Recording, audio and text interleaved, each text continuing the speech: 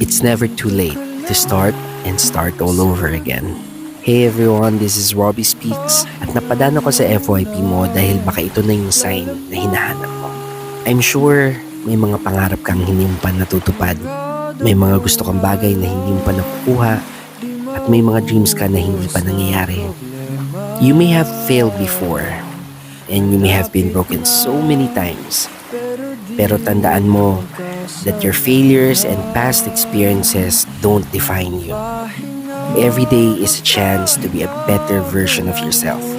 Every day is an opportunity for you to pick yourself up and try again.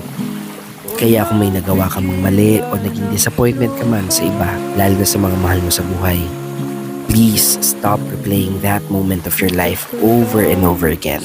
Kasi ikaw lang din na magsasuffer. It's unhealthy for you to constantly blame yourself for something that can't be undone. Oo, nagkamali ka, kasakit ka, nag-fail ka, at naulit mo pa. Pero it should not define the rest of your life. Hindi ka dapat mag-focus sa mga nawala sa'yo. But be thankful sa mga natutunan mo and sa opportunity na i-apply ang mga lessons sa mga susunod na chapters ng buhay mo. Makinig ka, hindi pa talaga huli ang lahat. And you are never too old to start and start all over again. You can make new choices. You can learn new skills. You can take risks. You can be better. Pwede mo pang baguhin ang pananaw mo sa buhay.